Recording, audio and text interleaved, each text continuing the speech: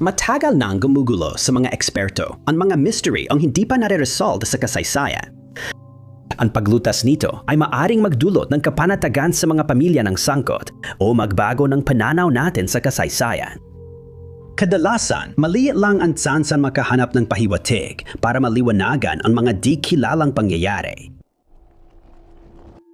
Marami sa atin ang nangarap makahanap ng kayamanan sa bakuran, bukiren o gubad. Pero iilan lang ang pinalad na makadiskubre nito. Si Sebastian Ertseven, isang lalaki, ay aksidenteng nakatuklas ng pambihirang bagay habang nagre-renovate ng bahay. Ang bahay sa Hagen, kanlurang Alemanya, ay pag-aari ng tiyahin ni Sebastian. Nataranta ang kanyang tiyahin nang masira ang bahay dahil sa baha na tumama sa lugar noong 2021. Kaya nagpasya si Sebastian na tumulong sa pamamagitan ng pagsasagawa ng ilang pagkukumpuni. Maraming tao sa lugar ang naghikaos matapos ang pagbaha at bilyong dolyar ang pinsala sa mga gusali at infrastruktura. Nakakatakot ang pagpapanumbalik ng bahay. Pero masigasig itong sinimulan ni Sebastian at malaki na ang progreso niya nang may hindi inaasahang natuklasan. Sa isang pagkakataon, napansin niya ang isang piraso ng kahoy na nagsimulang mabulok dahil sa baha, kaya naisipan niyang tanggalin ito mula sa pader na kinabitan nito. Napansin niya ang kakaibang bagay sa pader at nagulat nang matuklas ang diaryo pala ito mula 1945 taon ng pagtatapos ng ikalawang digmaang pandaigdig. Habang nasasabik siya sa natuklasan niya, simula pa lang ang diaryo sa mas malaking tuklas. Hinugot niya mula sa pader ang baril ng digmaan, pati mga gas mask, agila ng pambansang sosyalistang partidong manggagawa ng Alemanya, at tumpok ng orihinal na dokumento ng National Socialist German People's Welfare. Ikinuwento ni Sebastian na kinilabutan siya habang kinukuha ang mga artipakto mula sa pader. Nang malaman niyang mahalaga ang mga ito sa kasaysayan at matagal na palang nakatago sa bahay ng kanyang tiyahin nang walang nakakaalam. Sunod, natuklasan niya ang brass knuckles na ginamit ng mga sundalong Aleman noong digmaan. Ngunit mas kapansin-pansin ang nakita niyang larawan ng diktador ng National Socialist German Workers' Party at hindi bababa sa isa pang larawan ng isa pang miyembro ng parehong partido. Pinaniniwalaang itinago ang lahat ng mga bagay na ito sa mga pader ng bahay noong 1945 nang naging malinaw na matatalo na ang Germany sa digmaan. At nang nagsimulang kumalat ang balita, napapalapit na ang mga sundalong Amerikano sa Hagen. Ang taong nagtago ng mga bagay na iyon ay malamang na nagbalak pumanik sa bahay balang araw para kunin ang mga ito. Ngunit nananatiling hindi kilala ang kanilang pagkakakilanlan at misteryo pa rin ang kanilang sinapit. Gusto nilang masiguro hindi makuha ng kalaban ang mga iyon, kaya nanatili ang mga ito sa likod ng pader ng dekada nang hindi natutuklasan. Alam ning marami na napugutan ng ulo si Haring Louis, ang ika-16 nung Rebolusyong Pranses. Ngunit hindi lang siya ang nag-iisang Haring Pranses na naranasan ito. Ang kwento ng ulo ni Haring Henry, ang ika-4 ay isa sa pinakakakaibang kwento ng revolusyon na may misteryosong katapusan hanggang ngayon. Si Henry ang ika-4 ang namuno sa Pransya mula 1580 hanggang 1610. Dati siyang hari ng Navarre at lumaking protestante pero naging katoliko para manahin ang korona ng Pransya. Sa kabila ng o marahil dahil sa sarili niyang pagbabalik loob, naging maunawain siya sa mga protestante sa bansa. Noong 1598 nagpalabas siya ng kautusan na nagbigay ng kalayaan sa relihiyon sa mga protestante, kaya tinawag siyang Mabuting Haring Henry. Bagamat popular si Henry, may ilan sa magkabilang panig ng relihiyosong hidwaan na naniwalang ipinagkanulo niya sila.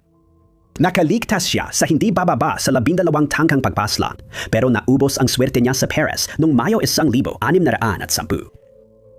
Inilibing siya sa Basilika ng San Denis, kung saan siya nanatili ng halos 2 siglo. Matapos mapatalsik ang direktang inapo ni Henry, si Louis ang ika-14, may ibang revolusyonaryo na gustong humakbang pa ng mas malayo.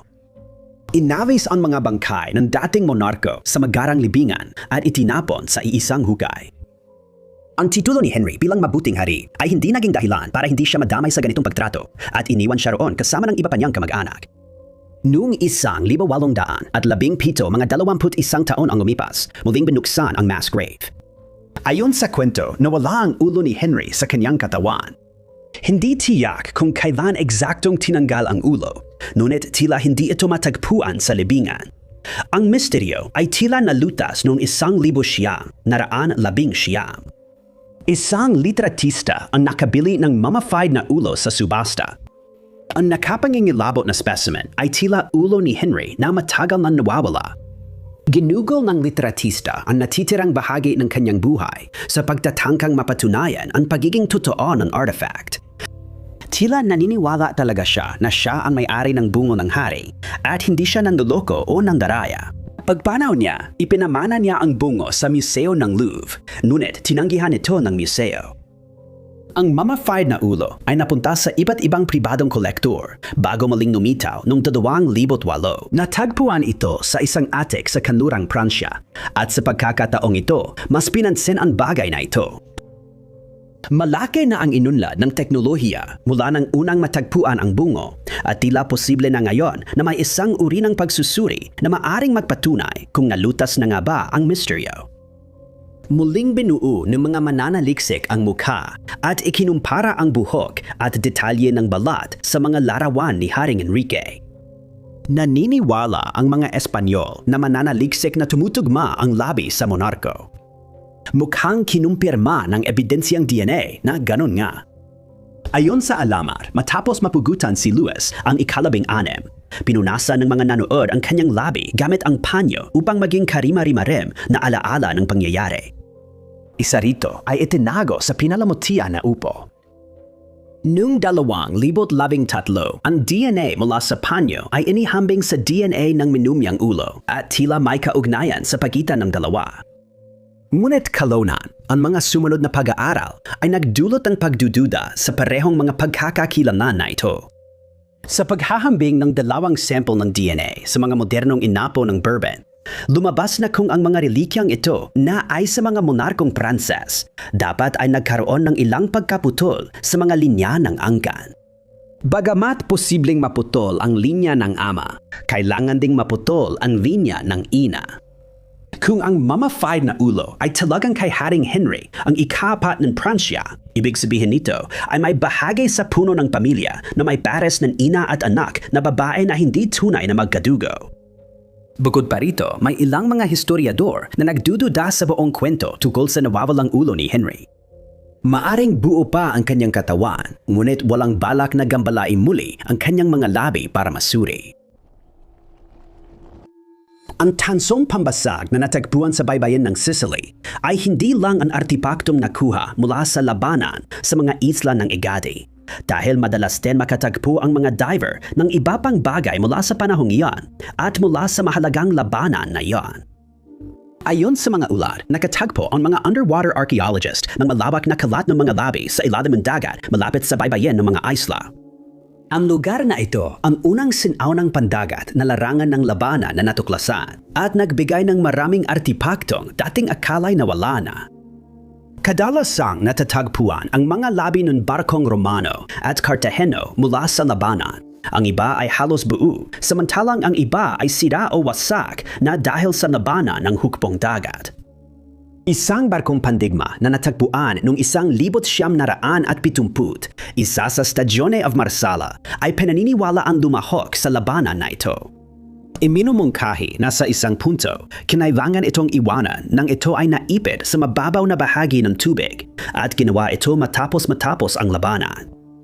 Kabilang sa iba pang mga artipakto na natagpuan ay mga piraso ng baluti na isinusuot ng magkabilang panig, isang 28 pulgadang bakal na espada, mga dulo ng sibat, mga sibat na panghagis, mga piraso ng sinaw ng palayok, mga batong pampabigat at syempre ang nabanggit na mga tansong pambangga. Dahil doon, nagwagi ang Romanong hukbong dagat laban sa mga Carthaginian. Kabilang sa madalas matagpuang relikya ay mga Romanong helmet, hindi bababa sa 30 ang narikober. Marami dito ay maganda pa ang kondisyon, nakakagulat dahil mahigit 2,200 taon na itong nasa ilalim ng tubig. Ang mga helmet na ito, gawa sa tanso, ay unang nilikha ng mga Celt sa istimong Montefortino at pinaniniwalaang inampon ng Republikang Romano noong ika-4 na siglo BC. Ang karaniwang estilo ay may isang pirasong mangkok na tanso na hinubog sa pamamagitan ng pagpukpok upang maging koniko o hugis kalahating bilog. May maliit na panangga ito sa batok para protektahan ang leeg at 2 panangga sa pisingi na nakabisagra sa pangunahing mangkok. Idinagdag ito para maprotektahan ang gilid ng ulo at ilang bahagi ng mukha ng sundalo, habang ang umbok sa helmet ay kadalasang palamuti lang. Madalas nilalagyan ng tuktok na palamuti, balahibo o buhok ng kabayo. Hindi lang ito palamute, kundi tumulong din para makilawan ng mga kakamping sundalo ang isa't isa at maiwasan ang pagkakamaling pag-atake sa kakampi. Ang ibang helmet ay may dagdag na palamuti gaya ng disenyo ng lubid sa gilid at espesyal na dekorasyon sa ibabaw.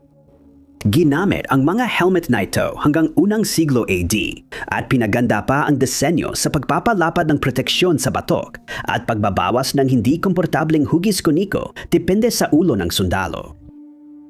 Bagamat maraming helmet mula sa labanan sa mga isla ng Egadi ang natagpuan, naging usap-usapan ang isa dahil sa kakaibang palamuti nito. Nadiskubre ito ng grupo ng maninisid at nagulat sila nang makita ang helmet na may figurang leon sa agresibong posisyon. Unang beses nakita ang palamuti ng leon sa ganitong helmet. Pinaniniwala ang pag-aari ito ng sundalo mula sa lungsod na kaalyado ng Roma na naapektuhan ng kwento ni Hercules ang kanyang mga kababayan. Maaring sumisimbolo ang leon ng lakas o ranggo ng sundalo. Ngunit dahil wala nang ibang natagpuang halimbawa, haka-haka lamang ng mga historiador ang tunay na layunin ng leon at kung sino ang nagsuot ng helmet noong labanan. Sa loob ng 50 taon pinanatili ng mga otoridad ng Chicago si Tommy O'Connor sa kanilang listahan ng mga taong naghihintay ng parusang kamatayan sa lungsod. Hindi na hinarap ng kriminal ang parusa. Ilang araw bago sana siya bitayin, nakatakas siya sa kulungan at naglaho na parang bula. Si O'Connor, isang Irish-American, ay kilala bilang Terrible Tommy.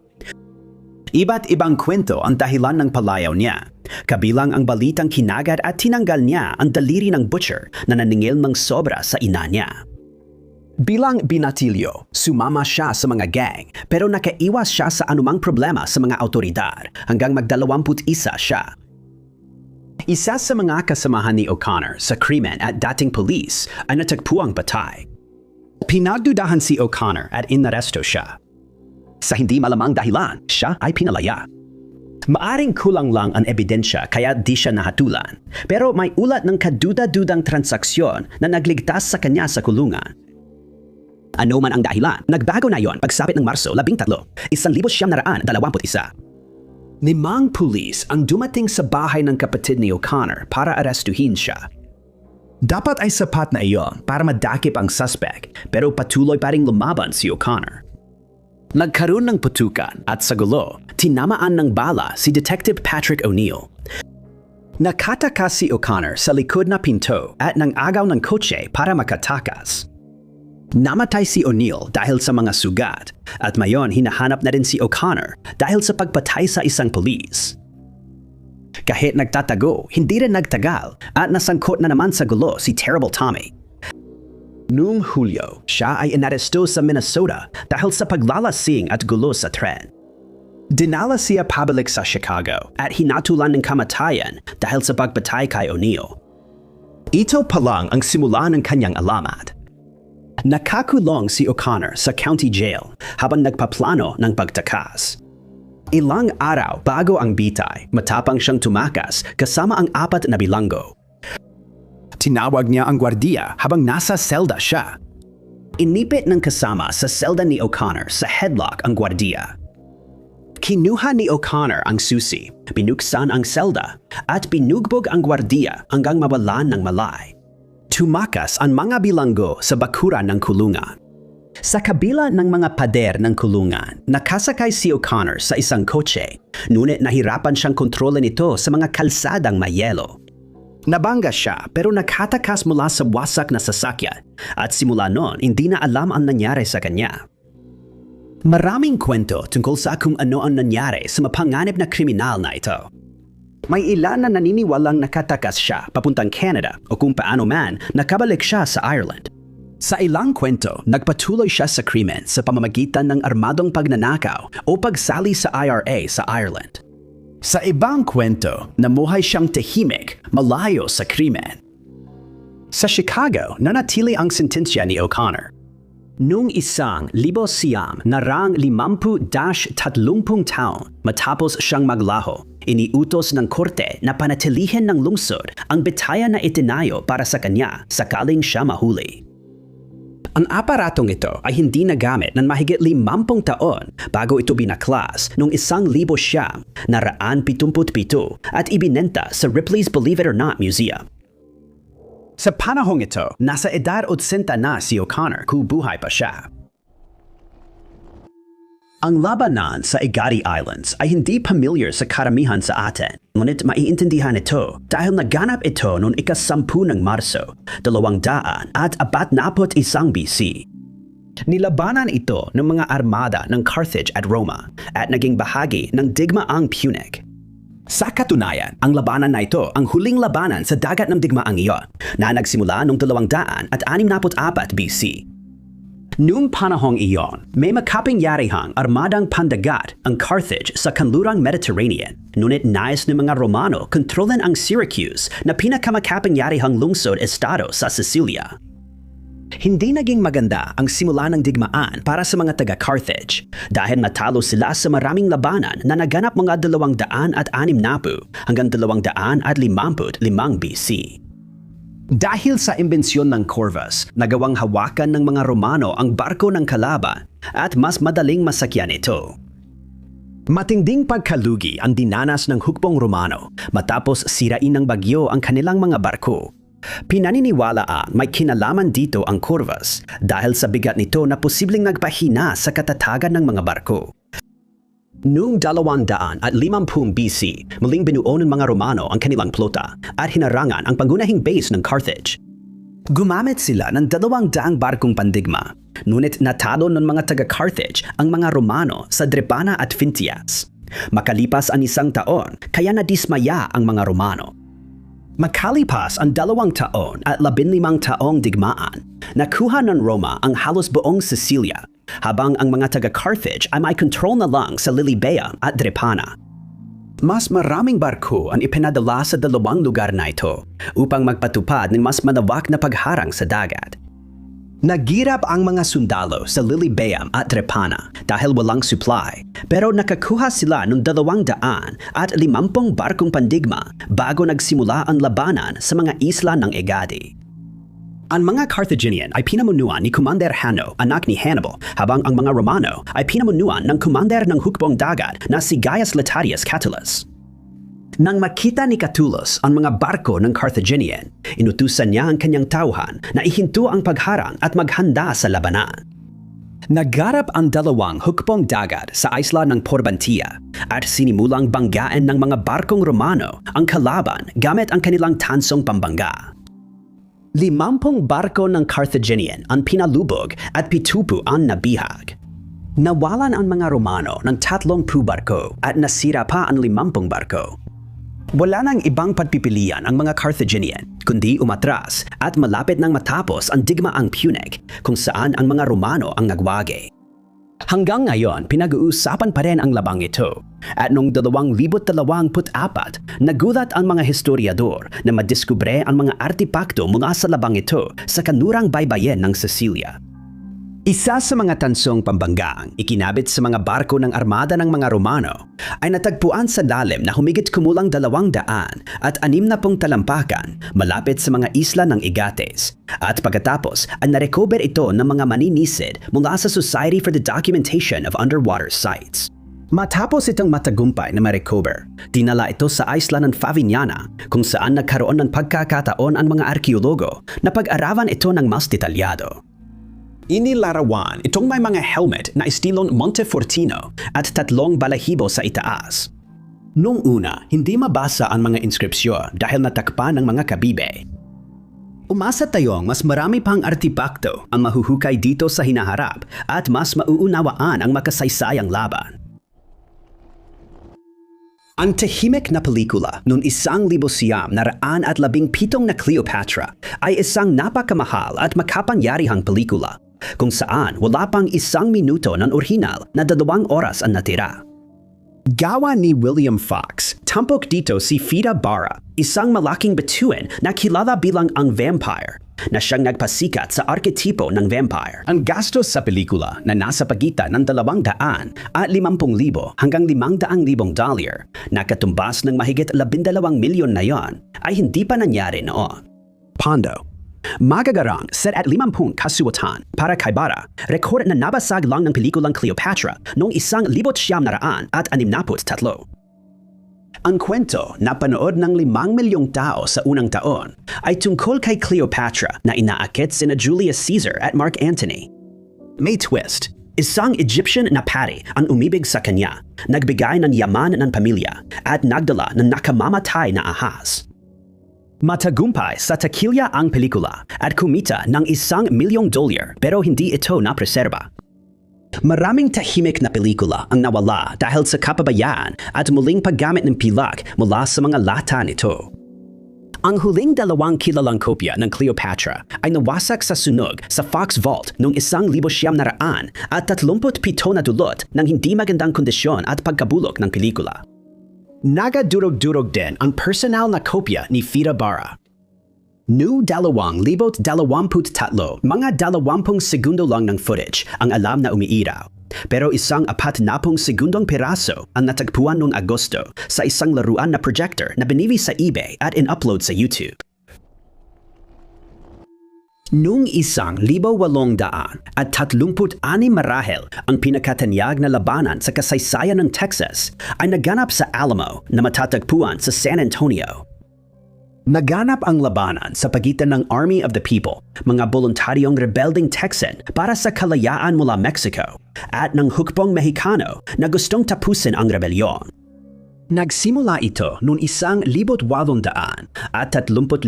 nang bawiin ang konstitusyon ng Mexico. Pinalitan ng 7 batas at naging sentralisado ang pamahalaan mula sa dating federal na sistema. Ginawa ito para sa katatagan ng bansa. Pero kabaliktaran ang nangyari dahil nagprotesta ang maraming tao. Ginawa ito dahil sa mga bagong batas na nililimitahan ang karapatang bumoto ng mamamayan at ginagawang departamente ang mga estado. Ayon sa mga batas na ito, tanging ang mga mamamayan lamang na kumikita ng mampas sa itinaktang halaga ang papayagang bumoto, kaya karamihan sa pangkalahatang populasyon ay hindi kasama. Ayon sa batas, pwedeng kontrolin o baguhin ng Pangulo ang lokal na lehislatura ayon sa gusto niya. Itinatag din ang pinakamataas na ehekutibo, binubuo ng 5 individual na pipili ng bagong Pangulo kung kailangan. Ginawang militar na kagawaran ang mga dating federal na estado, kaya naging sakop agad ng federal na pamahalaan. Panghuli, ang mga batas na ito ay di pwedeng baguhin ng hindi bababa sa 6 na taon at agad na nakita ang hindi pagsang-ayon ng publiko. Di naglaon, nagsimula ang revolusyon sa Texas. Ang una sa mga labang ito, ang labanan sa Gonzales, ay naganap noong 2 ng Oktubre, 1835. Nagsimula ito ng hilingin ng pamahalaang Meksikano na ibalik ang kanyon na ipinahiram sa mga taga-Texas noong 1831 para sa kanilang depensa laban sa mga katutubong Amerikano. Hindi ibinalik ng mga Tesano ang kanyon. Itinago nila ito at nagtaas ng bandilang may come and take it. Nang salakayin ng Mexicano ang Gonzales, pinaputukan sila ng kanyon kaya umatras sila. Noong Pebrero, 1936 nakita ang mga sundawang Mexicano na nagmamartsa papuntang Alamo at malinaw na napipinto ang pagkubkob. Nang hapon na iyon, dumating ang 1,500 sundalong Mexicano at agad nagsimula ang labanan. Sa loob ng susunod na 13 araw, nagpatuloy ang labanan sa Alamo. At nang matapos ang lahat noong 6 ng Marso ng taong iyon, nabutas ang mga pader ng Alamo at natalo ang mga Tesano. Isa itong napakahalagang labanan sa kasaysayan, kaya hindi na nakapagtataka na madalas maghukay ang mga arkeologo sa lugar upang maghanap ng mga artipakto mula sa labanan. No, 2020, anim na diskubre ng mga mananaliksik ang isang buo at dinagalaw na tansong bala ng kanyon na posibleng pinaputok bago ang labanan sa Alamo. Natagpuan ito sa ilalim ng 3 talampakang lupa malapit sa hilagang silangang sulok ng simbahan ng Alamo. Dahil gawa ito sa tanso, naniniwala ang mga historiador na ito ay pinaputok ng mga Meksikano. Ngunit nananatiling haka-haka ito dahil posible ring naiputok ito ng mga Texan. Namangha ang mga mananaliksik sa natuklasan na nadiskubre habang isinasagawa ang mga pagsasaayos sa Alamo at interesado silang malaman kung may iba pang katulad ng mga artipakto na matatagpuan habang nagpapatuloy ang paghuhukay. Noong umaga ng Abril 14, 1903, isang babaeng papunta sa trabaho ang nakatagpo ng nakakabahalang natuklasan. Isang bangkay ng lalaki ang isinibid sa bariles at iniwan sa East 11th Street sa New York. Agad natukoy ng autoridad ang mga pinaminiwalaang responsabale, ngunit wala ni isa ang napatunayang nagkasala. Ang kaso ng lalaking nasa bariles ay isa sa unang kwento tungkol sa Amerikanong mafia na umani ng malaking pansin ng media. Walang palatandaan sa bariles na magpapakilala sa lalaki. Makalipas ang ilang araw, lumabas ang kanyang larawan sa lokal na pahayagan at napansin ang krimen. Isa sa mga nakakilala sa lalaki ay si William Flynn, hepe ng Secret Service. Sa panahong ito, pangunahing tungkulin ng Secret Service ang investigasyon ng peking pera. Malaking problema ang pamimeke ng pera sa New York. Nagtagumpay ang Secret Service na mahuli ang maraming tagapamahagi, ang mga taong nagbebenta ng peking pera, ngunit ang mga taong nasa likod nito ay nananatiling mailap. Pinamunuan ni Flynn ang investigasyon laban sa grupo ni Giuseppe Morello. Si Morello ay imigranteng Sicilian at leader ng isa sa pinakamakapangyarihang organisasyong kriminal sa lugar. Habang ang Secret Service ay nakatuon sa krimeng pinansyal, sangkot si Morello sa mas marahas na gawain tulad ng pag-atake na naging dahilan ng pagkamatay ng kanyang kasambahay. Noong gabi ng Abril 13, naganda ang grupo ng mga ahente ng Secret Service para sa Operasyon Panilo. Pinagmamasdan nila si Morello at ang kanyang grupo sa punong tanggapan, ngunit nagbago ang plano nang dumating ang isang estrangero. Walang ahente ang nakakakilala sa lalaking ito pero pamilyar siya sa mga tao ni Morello. Dinala siya sa loob at hindi na nakita. Nakilala ni Flynn ang lalaki sa bariles bilang ang misteryosong estrangero. Matapos mailathala ang larawan, nakatanggap ang pulisya ng misteryosong liham. Hindi binanggit ang pangalan ng lalaki pero galing siya sa Buffalo at pumunta sa New York para kumuha ng pera. Sinabi ng liham na kausapin nila ang isang lalaking nagangalang De Primo sa Sing Prison. Kamakailan nahatulan si Giuseppe De Primo dahil sa papel niya bilang tagapamahagi sa operasyon ng peking pera. Ipinakita ng pulis ang larawan ng lalaking nasa bariles at kinilala niya itong si Benedetto Madonia, kanyang bayaw. Ipinaliwanag ni De Primo kung bakit nasa New York si Madonia. Matapos siyang maaresto, nagpadala ang pamilya niya ng $1,000 sa kanyang amo para sa depensa. Malaki na ang halagang iyon noon at sapat na sana para sa mahusay na abogado. Ngunit tinangay ng kanyang amo ang pera at pinabayaan si De Primo. Nakulong siya ng 4 na taon. Pumunta si Madonia para bawiin ang pera. Una, dinalaw muna niya si De Primo sa kulungan para kumustahin ito. Planong iapela ang hatol o iripat siya sa ibang kulungan. Nalaman ng pulis na iyon ang ginawa ni Madonia kasama ang grupo ni Morello noong gabing bago natagpuan ang kanyang bangkay. Inaresto sina Morello at ang kanyang mga pinakamalalapit na kasama. May iba pang ebidensya ang pulis bukod sa salaysay ni De Primo. Nagdala si Madonia ng relo sa Bull sa New York. Natuklasan ito sa isang sanglaan at si Ox Peto kasama ni Morello ay natagpuang may hawak ng ticket. Nakita rin sa bariles ang upos ng tabakong kapareho ng tatak ng hinihiti ni Peto at may mga saksi na nagpatunay na magkasama sina Morello at Madonia. Sa kasamaang palad, handang magbayad si Morello para sa pinakamagagaling na abogado para sa sarili niya at marami sa mga saksi ang misteryosong nagbago ng kanilang mga pahayag habang nililitis ang kaso. Walang naparusahan sa kaso at ibinasura ang mga kaso laban sa lahat ng sangkot. Walang napatunayang may sala sa pagpatay kay Madonia at opisyal na nanatiling hindi nalutas ang kaso. Karamihan ay naniniwala na ang mga miyembro ng sindikato ang nasa likod ng krimen. Maaring nagbanta si Madonia na pupunta sa pulisya dala ang ebidensya ng mga krimen nila kung hindi ibabalik ang pera. Sa kabilang banda, maaring hindi lang nagustuhan ni Morello na may sumusuway o lumalaban sa kanya. May maliiting tsansa na nakaligtas si Madonia sa pagkikita nila. Tapos nagkataon namang inatake siya ng ibang taong walang kaugnayan sa nauna. Noong Marso, 2026 ang mga arkeologo malapit sa sinaunang lungsod ng Hipos sa silangan ng dagat ng Galilea ay may hindi inaasahang tuklas.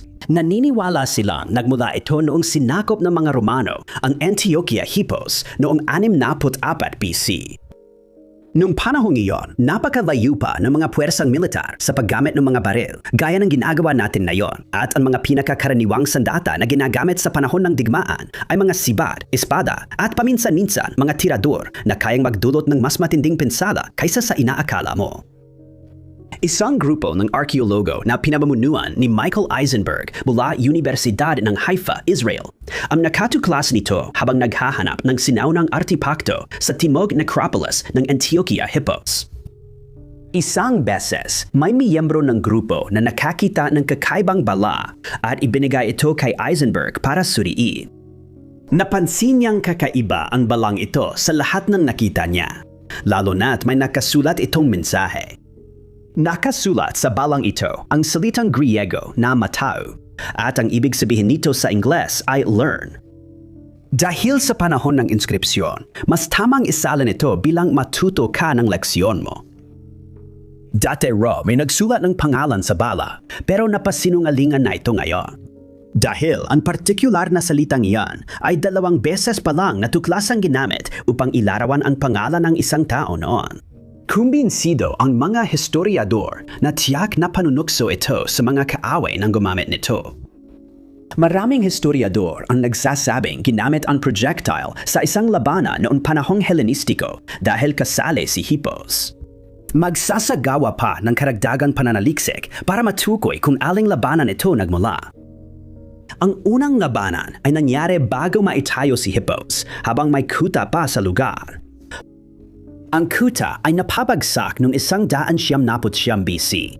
Pagkatapos nito ay itinatag ng mga Seleucid ang pulis ng Hipos. Maaring nagmula rin ang projectile sa labanan ng Hipos at puwersa ni Haring Alexander Jannaeus na hindi ayon sa plano. Noong unang pag-atake sa lungsod noong 101 BC, mabilis na talo ang mga tauhan ng hari at napilitan silang umatras agad. Bumalik sila noong 83 at sa pagkakataong yon ay nagawa nilang makuha ang kontrol ng lungsod. Maaring ginamit ang projectile na ito sa labanan dahil natagpuan ito malapit sa Romanong kalsada na itinayo sa dating Griegong kalsada mula sa panahong Hellenistiko. Anumang puwersa na nagtangkang umatake sa lungsod ay malamang na nagmula sa direksyong ito dahil ang daan ay tuwirang patungo sa panunahing tarangkahan ng lungsod. Habang nagpapatuloy ang debate tungkol dito, mas malapitan ang pinag-aralan ang projectile. Nalaman ng mga historiador na gawa ito sa hulmahan at binuo sa 2 bahagi. Walang kakaiba sa likod ng projectile maliban sa gitnang umbok at ang harap ay makinis na may tinutukoy na inskripsyon. Ang sulat na nakalagay dito ay halos tiyak na ginawa bilang pang-aasar sa kadaban. At noong panahong yon, malamang na naisip ng may-ari nito na nakakatawa ang planong ito. 60 na projectile ang natagpuan dito sa pagdaan ng panahon, pero 3 lang ang naidokumento. Galing ang mga ito sa iba't ibang makasaysayang panahon, at 2 ay may palamuti. Isa ay may ukit na kidlat na pinaniniwalaan ng mga historiador na malamang ay sumasagisag kay Zeus. At ang isa naman ay may alakdan na posibleng kumakatawan kay Scorpius, tambuhalang alakdan na ipinadala ni Gaia upang patayin si Orion ayon sa mitolohiya. Hindi natin malalaman kung nabasa ng kalabang sundalo ang projectile at maaring sagutin pa ito ng mga susunod na pananaliksik sa mga susunod na linggo at buwan. Sa lumang kanluran ng Amerika, maraming kwento at alamat tungkol sa mga nawawalang minahan ng ginto. Pinakatanyag dito ang nawawalang minahan ng Dutchman pero hindi ito nag-iisa. Ang mga kwentong ito ay nag-uudyok maglakbay, ngunit marami ang nauwi sa masamang kapalaran sa paghahanap ng yaman. Isang maalamat na minahan ang nagbigay inspirasyon sa paggalugad, na humantong sa kamanghamanghang tuklas na hindi inaasahan ng grupo. Gayunpaman, misteryo pa rin kung nasaan ang orihinal na minahan. Si John W. Hillman ang unang Amerikanong Europeo na nakakita sa Crater Lake sa Oregon. Matagal nang kilala ang lawa ng mga katutubong Amerikano na nanirahan sa lugar na ito sa loob ng libo-libong taon. Pinaniniwalaang nanirahan na sa lugar ang mga Klamath Indian bago pa man umiral ang lawa. Ayon sa kanilang mga alamat, may naganap na mabagsik na labanan sa pagitan ng dalawang Diyos na nauwi sa pagkatalo ng isa at siya ay ikinulong sa ilalim ng lupa at inilagay ang payapan lawa sa ibabaw nito. Hindi ito ang alamat na hinahanap ni Hillman nang aksidenteng matagpuan ang lawa. Malabong alam niya o ng iba pa sa kanyang grupo ang tungkol dito. Naghahanap sila ng kayamanan. May ilang kwento tungkol sa pinagmulan ng Lost Cabin Mine sa Crater Lake. Isa sa mga kwento ay nagsasabing may natagpuang sugatan naghahanap ng ginto sa kalsada at inatake siya ng mga katutubong Amerikano at hindi na siya mabubuhay. Sinubukan siyang tulungan ng isang grupo ng mga lalaki pero wala ring nagawa. Bago siya pumanaw, iginuhit niya ang isang mapa na magdadala sa mga lalaki sa nawawalang minahan. May mas detalyadong kwento tungkol sa lalaking kilala bilang Setamap. Lumitaw siya sa bayan ng Eureka sa California noong unang bahagi ng dekada 50. Tuwing taglamig, palagi siyang nasa lokal na tavern at laging sagot ang inumin ng lahat. Sinabi niya ang set him up na naging palayaw niya. Hindi niya sinasabi kung saan galing ang pera. Tuwing tagsibol, umalis si set him up at bumabalik tuwing taglagas na may kayamanan. Sa isang pagkakataon, habang lasing, nabanggit niya nang hindi sinasadya na nakahanap siya ng mayamang ugat ng ginto sa kung saan sa Oregon. Nagtayo siya ng kubo sa malapit at ginugol ang buong tag-init dun sa paghuhukay ng ginto. Alam ng mga katutubong Amerikano ang ginto sa lugar at mahigpit nila itong binabantayan. Isang taglagas, hindi na bumalik si Setamap. Ayon sa kwento, nag-iwan siya ng mapa kaya may ilang taga-Eureka na naghanap ng minaha.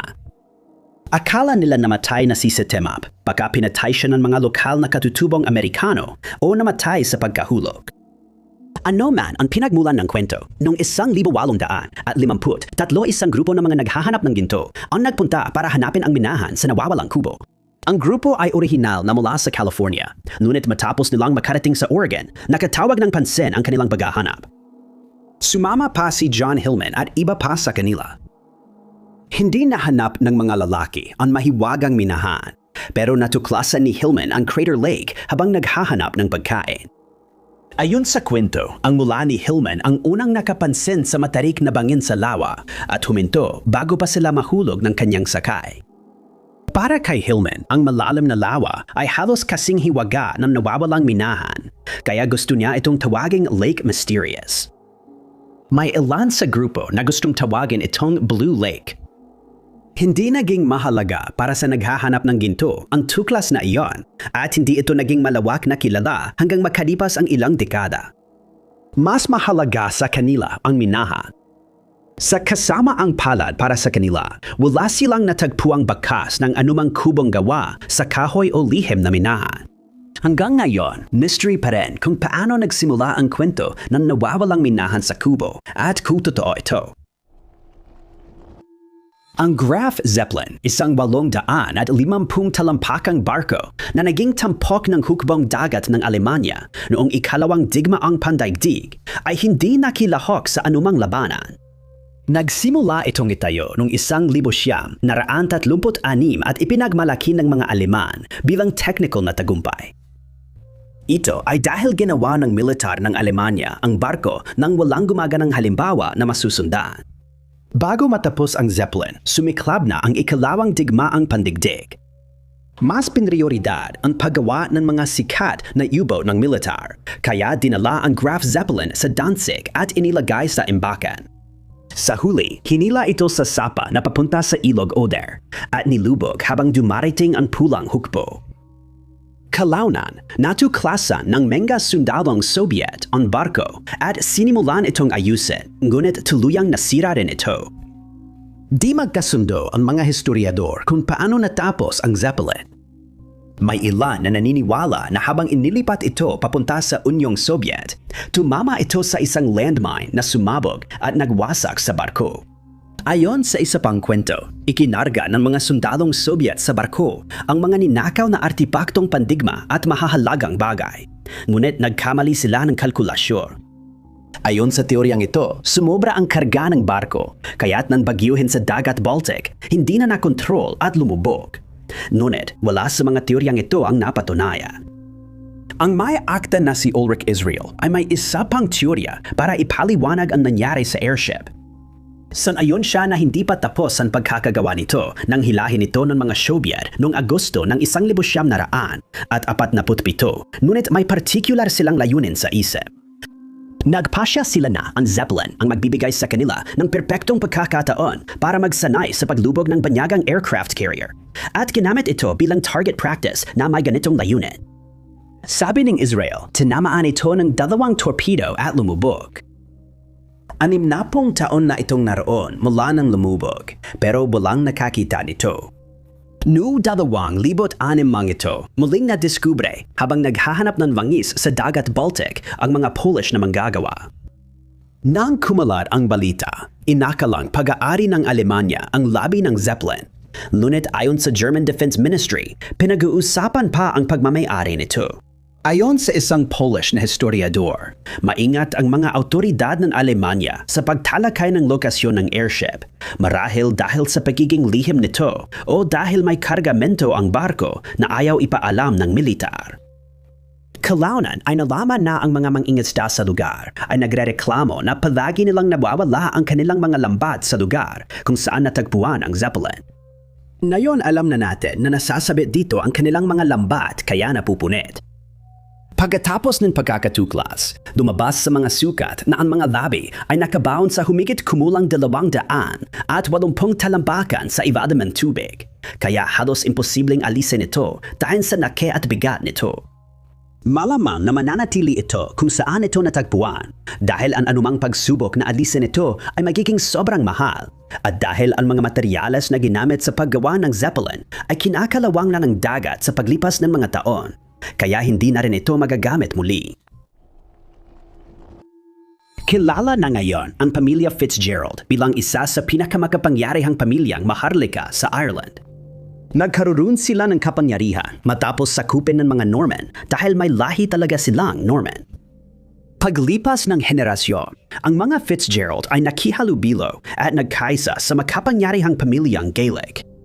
Isa sa mga naging susi sa pagsasama ng mga Fitzgerald sa mga Irish ay si Gerald Fitzgerald. Tulad ng maraming makapangyarihang maharlikang pamilya, may mga alamat at mitolihikal na kwento na iniuugnay sa ilan sa pinakamatanda at pinakamakapangyarihang ninuno ng mga Fitzgerald, kabilang na si Gerald. Dahil dito, mahirap paghiwalayin ang katotohanan sa katang-isip at alamin kung ano talaga ang nangyari sa mga makasaysayang tao. Maaring nawala na sa kasaysayan ang totoong kwento ni Gerald Fitzgerald. Batay sa kasaysayan, si Gerald Fitzgerald ay anak ni Maurice Fitzgerald, unang Earl ng Desmond at ang ikatlong asawa nitong si Evelyn. Tumulong ang nakatatandang Fitzgerald mamuno sa pag-aaklas laban sa Corona Norman at naging medyo popular sa mga kasamahan niya. Nabigo ang pag-aaklas at nakulong si Maurice, ngunit pinalaya rin siya. Pagkatapos niyang pumanaw, ang kanyang mga titulo ay ipinasa sa kanyang panganay na anak na lalaki. Pumanaw ang anak na iyon nang walang tagapagmana, kaya si Gerald ang naging ikatlong Earl ng Desmond. Kaunti lang ang detalye tungkol sa kanyang tunay na buhay. Sandali siyang naging Lord Chief Justice ng Ireland, pero sinabi niyang mahirap protektahan ang sariling lupain habang nasa posisyon na iyon. Karamihan ng tala sa buhay ni Gerald ay tungkol sa mga labanan niya laban sa ibang maharlika at Gaelic na Irish. Ang makasaysayang Gerald ay pinakakilala dahil sa kanyang tula.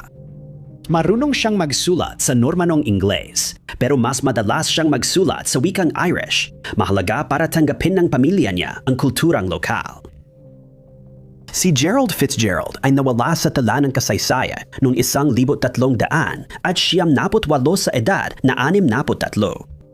Naipasa sa anak niya ang mga titulo at di alam ang sumunod na nangyari sa kanya. Dahil sa kanyang edad, malamang na namatay siya dahil sa natural na sanhi, ngunit walang tala tungkol dito. Dito ginagamit ang alamat para punan ang puwang. Ayon sa isang kwento, si Fitzgerald ay anak daw ng isang diyosang Irish na si Aed. Nakivava ng ama si Aed habang naliligo ito at ninakaw ang balabal niya, kaya nagkaroon siya ng kapangyarihan sa kanya. Pinagsama ng kwento ang mitolohiyang Celtic at mga kwentong pangmaharlika mula Pransya. Si Gerald ay bunga ng relasyong iyon at habang buhay niyang dala ang koneksyon sa kabilang mundo. Kaya raw niyang magmahika pero ginagawa niya ito sa saradong pribadong silid. Minsang tinanong siya ng asawa kung pwede niyang makita ang ginagawa nito at pumayag siya basta tahimik lang. Si Fitzgerald ay nagbago-bago ng anyo sa iba't ibang bagay. Isa rito ay labis na nakakagulat kaya napasigaw ang asawa niya.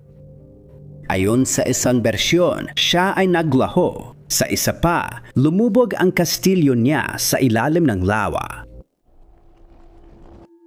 Noong ikalawawang digmaang pandaigdig, itinatapon ng mga sundalo ang basura sa mga hukay ng bomba dahil ito ang pinakamadaling paraan nang hindi na kailangang maghukay pa. Dahil dito, naging paboritong lugar ang mga hukay ng bomba ng mga kolektor ng memorabilia ng ikalawang digmaang pandaigdig at nagustuhan ito ng mga tauhan mula sa museo ng Deelen Air Base malapit sa Arnhem, Netherlands. Noong Oktubre 2014, naghuhukay sila sa ibang hukay mula sa pambobomba sa paliparan, ngunit hindi nila inaasahan ang kanilang matutuklasan. Sa isang punto, napagtanto nila na nahukay nila ang ilong ng isang ME. 262 na eroplanong pandigma na itinuturing na isa sa pinaka-advanced ng uri nito noong panahon ng digmaan. Habang naghuhukay pa sila, natagpuan nila ang windshield ng eroplano at 4 na lagusan ng armas na may mga kanyon sa ilong nito. Hindi nagtagal, narating nila ang mga pakpak ng eroplano at doon nagkaroon ng ilang problema sa paghuhukay. Nagpatuloy ang grupo sa paghuhukay gamit kamay at pala, ngunit napansin nilang matatagalan sila kung ganoon ang paraan sa pagkuha ng buong eroplano. Hindi nila magalaw ang landing gear ng eroplano at napag-alaman nilang malalim ang pagkakabaon ng pangunahing spar sa lupa sa ilalim nito. Itinigil nila ang paghuhukay noong araw na yan, pero kinabukasan nagpatuloy sila gamit ang makinang panghukay. Hindi pa rin nila magalaw ang pakpak pero nalaman nilang ang isa pang pakpak ay nakabaon sa ilalim ng natirang bahagi ng eroplano. Sa una, inakala nilang ang eroplano ay isang ME-262 A2A Sturmgewehr fighter bomber dahil 2 kanyon lang ang nakikita. Naitama ito ng matuklasan na siyam na ME. 262 na eroplano ang napabagsak sa Netherlands noong digmaan. 6 sa mga iyon ay napabagsak sa Brabant, isa sa Friesland, isa pa sa Vorden at isa pa sa Eilden. Akala noon na ang eroplanong nakita sa paliparan ang aksidenteng napabagsak sa Eilden dahil ito ang pinakamalapit. Ang isang piraso ng panlabas na panel ng eroplano na narecover ay may nakasubat na numero, 130,026. At matapos kumonsulta sa database, napag-alaman na ang eroplanong ito ay isang May 262 na ginawa sa pabrika ng Messerschmitt sa Leipzig.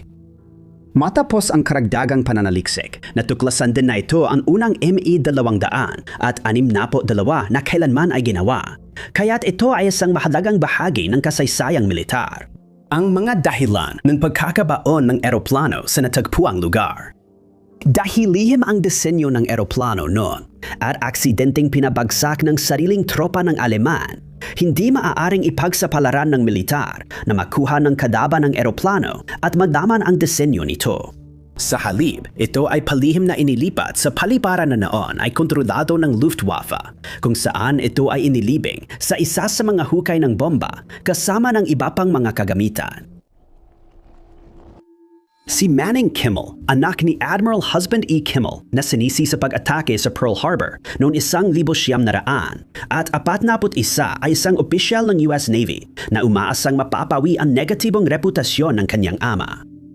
Pagkatapos magtapos sa Naval Academy noong 1935, nagsanay siya sa mga submarino at kalaunan ay naging commanding officer ng USS Robalo. Sa kanlurang Pasipiko, inistorbo ng Robalo ang mga barkong Hapones na nagdadala ng gasolina. Sa ikatlong patrol nito, noong Hulyo 26, 1,944 sumabog ang Robalo sa isang mina malapit sa isla ng Palawan at mabilis na lumubog.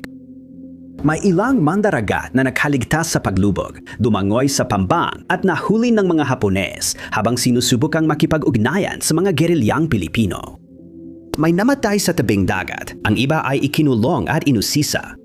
Nagawang maiparating nila ang balita tungkol sa paglubog sa militar ng US sa pamamagitan ng isang sulat na palihim na ipinasa sa isa pang bilanggo ng digmaan. Hindi alam ang sinapit ni Manning Kimmel. Una, sinabi sa pamilya niya na kasama siyang lumubog sa barko. Pero kalaunan, may balitang isa siya sa mga nakaligtas. Hindi nagtagal sa bilangguan ang mga nakaligtas sa Robalo. Ayon sa iba't ibang ulat, pinatay sila bilang gante matapos makita ang mga eroplano ng US o inilagay sa barkong hindi tiyak ang destinasyon.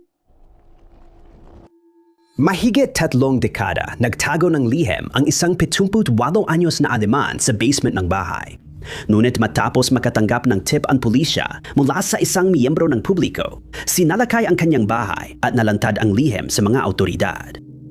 Depende sa partikular na bagay, bawal magmay-ari ng memorabilia ng ikalawang digmaang pandaigdig sa Alemanya.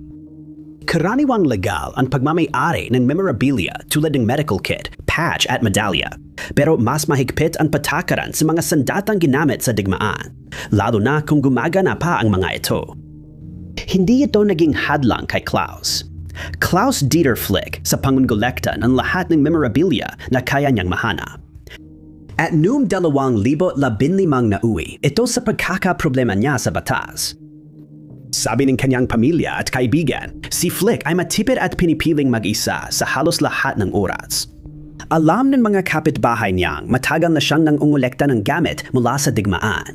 Pero nagulat sila nang malaman na may itinago rin siyang ipinagbabawal na bagay. Noong 2005, pinaginalaan siyang nagmamay-ari ng ilang bagay, kaya iniutos ng gobyerno ang pagsisiyasat sa bahay ni Flick. Nang ginawa ito, ibang mga illegal na armas ang natagpuan. Ngunit dahil sa mga argumento tungkol sa mga kinakailangang lisensya at mga kasong legal na maaring isampa, walang nangyari. Pagkalipas ng 10 taon, nabalitaan ng pulisya ng Berlin na posibleng itinatago ni Flick ang ilang likhang sining na bawal ariin ng publiko. Nagsagawa sila ng pangalawang pagsisiyasat at natuklasan ang natitirang illegal na bahagi ng kanyang koleksyon.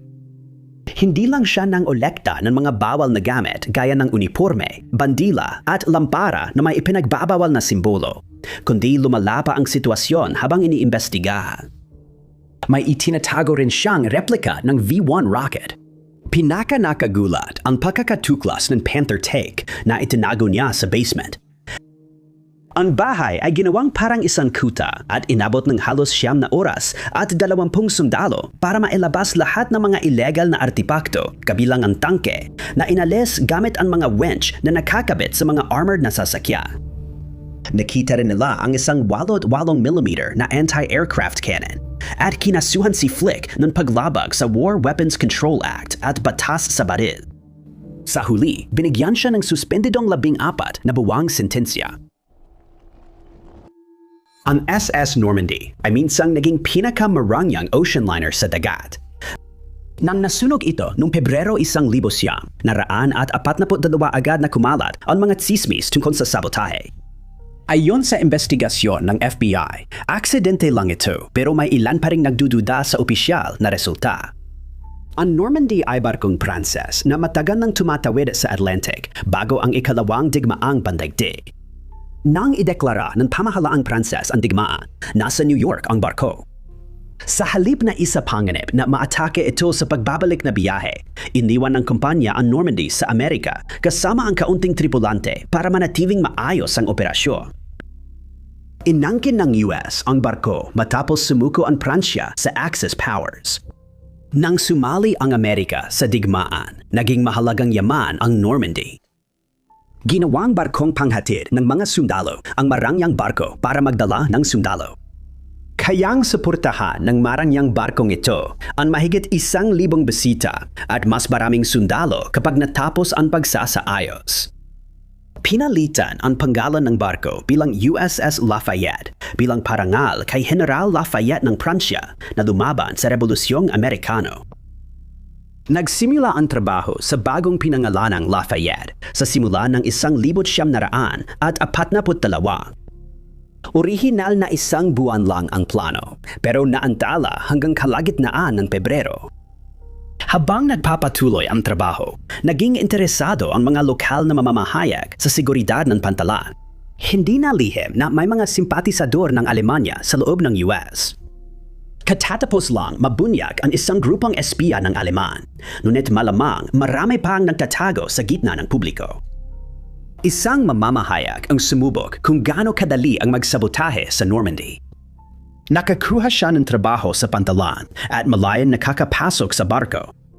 Kung gusto niya talagang gumawa ng masama, madali lang sana ito. Ayon sa opisyal na ulat, wala namang kailangang masamang mangyari.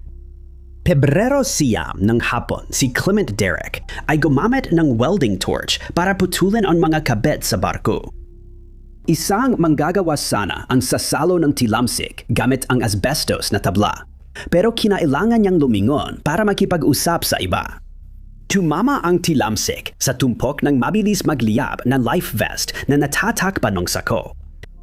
Agad kumalat ang apoy sa pinakintab na kahoy ng barko at sa mga kutso na malapit doon.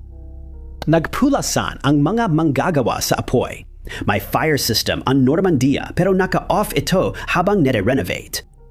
Dahil dito, nahuli ang pagtawag sa bumbero.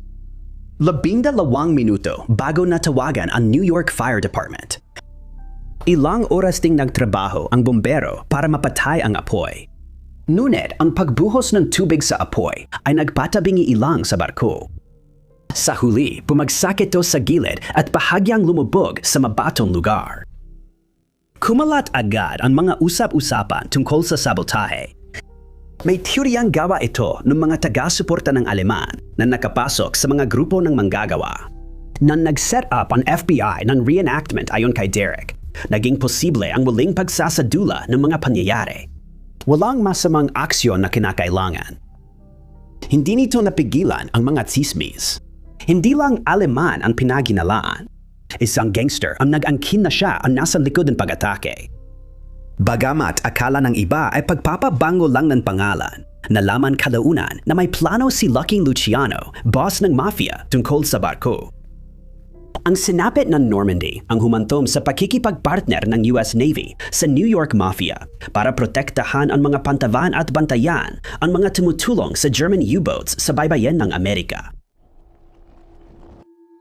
Ang SS City of Cairo ay isang steamship na itinayo ng Earls Shipbuilding and Engineering Company noong 1915 at 15 matapos itong ipagawa ng Ellerman Lines Limited ng London.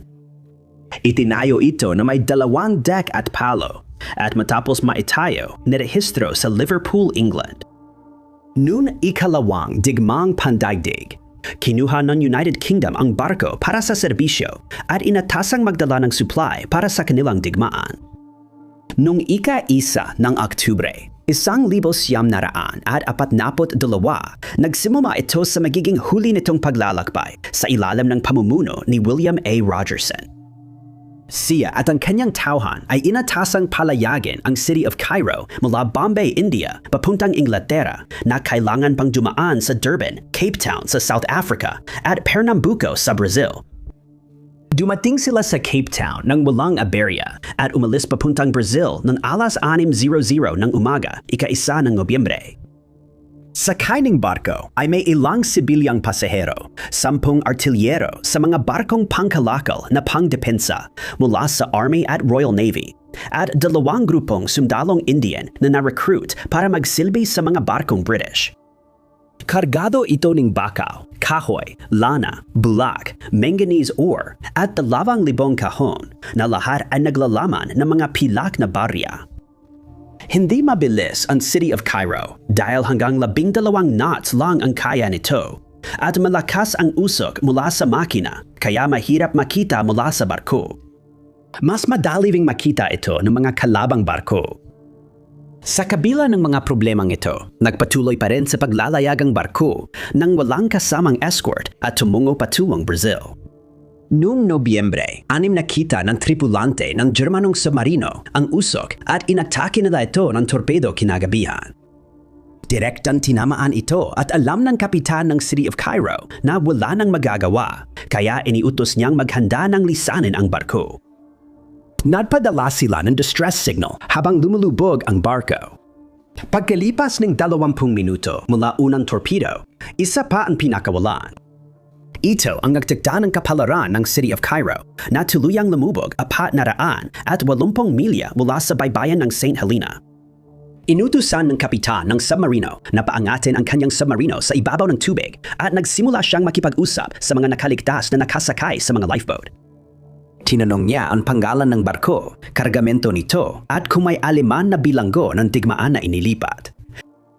Nang makuha niya ang kailangan, iniwan niya ang mga nakaligtas. Tiwalang mamamatay rin ang mga ito. Siya ka nagsabi, magandang gabi at pasensya na at pinalubog ko ang barko ninyo. 207 katao ang sa huli ay nailigtas ng ibang mga barko na dumaan sa lugar matapos ang 3 linggo ng pag-anod ng mga pasaherong nakasakay sa mga lifeboat. Nawala ang barko at mga pilak na barya nito. Dahil di matiyak saan ito lumubog, inakala nilang tuluyan na itong naglaho. Noong 2011, natagpuan ng British Expedition na deep ocean search ang mga labi ng barko, 1,000 milya mula sa baybayin ng Africa. Nakuha nila ang halos 100 toneladang barya mula sa ilalim ng dagat matapos ang 69 na taon. Ang mga rupiyang Indian ay ipinadala sa Britain para tunawin at suportahan ang digmaan. Karamihan ng narecover na pilak ay ipinadala sa British Treasury at tinunaw ayon sa plano. Narinig ng Norwegian na kumpanyang Samlerhuset ang pagkakarecover at nag-alok na bilhin ang 2,000 barya. Pagkatapos nito, sinimulan nilang ayusin ang mga ito na pagkatapos ay inilagay para ibenta sa mga kolektor. Kailangang suriin ang kondisyon ng bawat barya na mahirap dahil marami ang nagdikit-dikit sa ilalim ng dagat. Gumamit ng espesyal na paglilinis para maibalik ang ayos ng pilak, kaya agad naging interesado ang mga kolektor na magkaroon ng bahagi ng kasaysayan ng ikalawang digmaang pandaigdig. Noong 1,217 isang krimen ang gumulat sa bayan ng Filipi. Ang may gawa ay kilala lang bilang misteryosong Panginoong S. Kahit alam ng Papa kung sino si Panginoong S, pinagtatalunan pa rin ng mga historiador ang kanyang pagkakakilanlan at ang dahilan ng pag-atake niya sa arsobispo sa sariling simbahan. Ang Filipi ay bayan sa kaharian ng Thessalonica, isa sa mga kahariang nabuo matapos ang ika-4 na krusada. Noong 1204 sinalakay ng mga Latinong krusador ang Constantinople sa ika-4 na krusada. Halos nakuha ng iba't ibang maharlika mula kanlurang Europa ang Imperyong Byzantine at naging Imperyong Latin. Mga pareng Katoliko ang itinalaga sa buong imperyo. Isa sa mga ito ay si William ng Roma na itinalagang arsobispo ng Filipi noong 1212. Maaring nagkaroon ng alitan si William sa mga lokal na pinuno. Madalas magtalo ang mga relihiyoso at secular, lalo na sa usaping ari-arian at pera. Hindi laging kailangan umabot sa hidwaan sa pagitan ng mga Latin at Byzantine ang mga ganitong alitan. Pero may tensyon din sa dalawang grupo. Pero si William ay hindi naman natatandaan bilang isang taong partikular na palaawe. Kaya mas nakakagulat ang mga pangyayari noong 1217. Ayon sa liham ng Papa, si William ay nakasuot ng kasuotang pang-episkopo at naglilingkod ng hilahin siya palabas ng simbahan ng isang grupo ng umatake. Ito ay isang pampublikong pagpapakita na tila may mensaheng ipinapaabot. Natagpuan ang katawan ni William sa isang kasuklam-suklam na lugar sa labas ng sementeryo. Malinaw sa liham na si Lord S ang dapat sisihin. Kilala ni William ang taong ito. Nagkaroon sila ng di pagkakaunawaan noon, pero nakipagpayapaan na at nanupa pa nga. Si Lord S ay lumabag sa sumpaan nila at tila gusto niyang ipakita na hindi niya palalampasin ang ginawa ni William. Sa kasamaan palad, ang mga liham na natira mula noong panahong yan ay hindi nagbibigay ng detalye tungkol sa kung ano ang diumano'y ginawa ni William at kakaunti lang ang pahiwatig tungkol sa kung sino ang misteryosong si Lord S. Ngunit na-ekskomulgado ang lalaki na nagpapakitang kilala si Lord S kahit papaano sa lokal na komunidad. Sa sumunod na taon, may isa pang liham tungkol sa pag-atake kay William, ngunit lalo lang itong nagparito. May grupo ng mga pari na hindi magkasundo at inatasan maglakbay sa ibang bayan para maresolba ang issue, pero walang gustong bumiyahe dahil delikado raw. Binanggit nila na inatake si William ng mga Bulgariano at nag-aalala silang mangyari rin ito sa kanila. Walang nabanggit tungkol sa mga Bulgariano sa unang liham at ngayon ay tila pinaniniwalaan na ngayon walang particular na target ang pag-atake. Sa halip na inatake sa simbahan, si William ay tila nasa daanang siya ay tinambangan at malamang na namatay dahil sa isang pagnanakaw. Posibleng pinalabis agad ang mga pangyayari pagkatapos ng pag-atake at naging magulo ang kwento.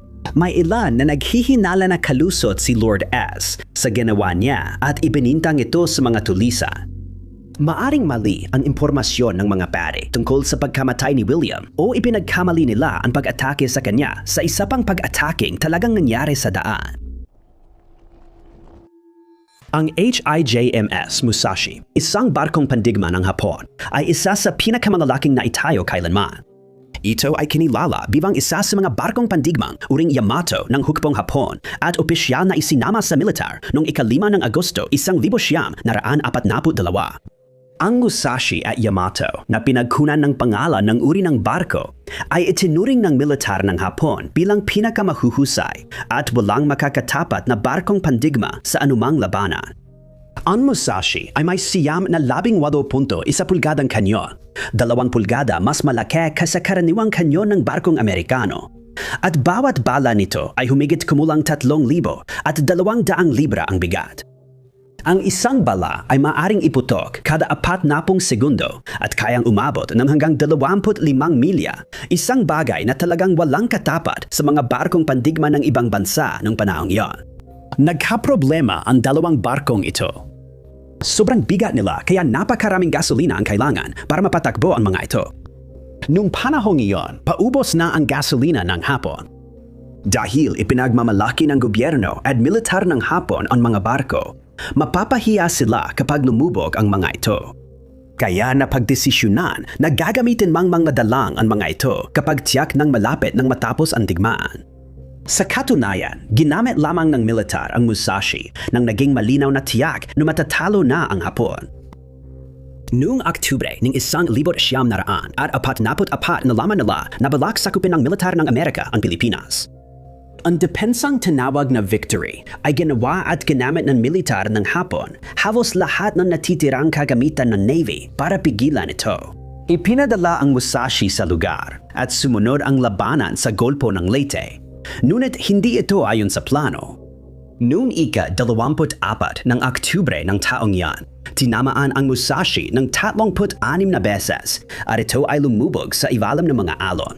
Ito ang pinakamalaking labanan sa dagat noong ikalawang digmaang pandaigdig at natalo ang hukbong dagat ng Hapon ng mga sundalo mula sa Estados Unidos at Australia. Maraming nakakita sa paglubog ng Musashi, ngunit pagkatapos ng digmaan, hindi na ito natagpuan. Noong 2015, inanunsyo ni Paul Allen, co-founder ng Microsoft, na natagpuan na niya sa wakas ang barko sa baybayin ng Pilipinas. Nagpost siya ng ilang larawan ng barko habang nakahiga ito sa ilalim ng dagat sa kanyang mga social media account. Kabilang na ang isang larawan na nagpapakita ng crest ng Japanese imperial family at ng unahan ng Musashi. Nagpost din siya ng mga larawan ng napakalaking angkla ng barko at isang balbula na natagpuan nila habang siya at ang kanyang crew ay nagsasaliksik sa lugar gamit ang kanyang sasakyang paniliksik sa ilalim ng dagat. Sinabi niyang natagpuan ito sa lalim na kalahating milya matapos ang masusing paghahanap. Una, nagsagawa sina Allen at crew ng bathymetric survey sa ilalim ng dagat kung saan pinaniniwala ang lumubog ang Musashi. Dahil dito, natanggal ang malalaking bahagi ng ilalim ng dagat na aabutin ng mahabang panahon kung hahanapin ng walang saysay. Nagpadala sila ng autonomous na robot para maghanap ng palatandaan ng nawawalang barko na halos 7 dekada nang nawala. Nang matagpuan ito, isang remotely operated na sasakyan na may kamera ang kumuha ng video ng mga labi ng barko at nakumpirma na ang Musashi ay natagpuan na. Matagal nang interesado si Allen sa kasaysayan noong ikalawang digmaang pandaigdig at sa pagkakatuklas niya sa Musashi, naging bahagi na rin siya ng kasaysayang iyon kahit sa maliit na paraan lamang. Ang labanan sa Brunanburh noong siyang 137 kung saan tinalo ni Athelstan ang koalisyon ng mga hari ng Scotland, Dublin at Strathclyde ay mahalagang sandali sa kasaysayan ng Inglaterra na nagpatibay sa pamumuno at nagpatatag sa kaharian ng Inglaterra. Ngunit ang eksaktong lokasyon nito ay nananatiling hindi pa rin alam. Si Athelstan, apo ni Alfred ang Dakila, ang nagbuklod sa Inglaterra. Noong 937 matapos ang pinagtatalo ng pananaku ni Athelstan sa Scotland. Noong 934 sina Constantine ang ikalawa ng Scotland, Owain ng Strathclyde at Einar ng Dublin, dating pinunong Viking ng York, ay naglunsad ng pananaku sa Inglaterra upang bawiin ang mga nawalang teritoryo. Misteryo pa rin ang pagdaungan ng armada ni Einar at unang galaw ng pinagsanib na puwersa. Hinarap ni Athelstan ang mga mananakop sa isang labanan na tinuring ng mga kronista bilang isa sa pinakamadugo sa kasaysayan ng Anglo-Saxon. Nagwagi si Athelstan kahit na parehong panig ay dumanas ng matinding pagkalugi. Tumakas si Einar papuntang Dublin. Namatayan si Constantine ng anak at nagbitiw siya sa trono at pinaniniwala ang patay na si Owen. Pinatibay ng tagumpay ni Athelstan ang hindi na mapapasubali ang kapangyarihan niya. Wala na ang pangalang Brunanburh ngayon at magkasalungat ang mga talamang kasaysayan. Ipinapahiwatig ng mga interpretasyon ng pangalan na ito ay Kuta ni Bruna o Kuta sa tabi ng Sapa. Ang mga mungkahing lokasyon ay mula Wirral, batay sa mga artipaktong may kaugnayan sa pagpuproseso ng metal, hanggang iba't ibang bahagi ng Yorkshire, Cambridgeshire at katimugang Scotland. Sa kabila ng patuloy na paghahanap, maaring hindi na talaga malutas ang historical na mysteryong ito. Salamat sa panonood mga kaibigan. Kung nagustuhan mo ang video na ito, siguraduhin pindutin ang like button. Huwag kalimutang mag-subscribe at i-click ang bell para updated ka sa susunod naming uploads. Ako si Top 5 Unknowns. Magkita tayo ulit sa susunod.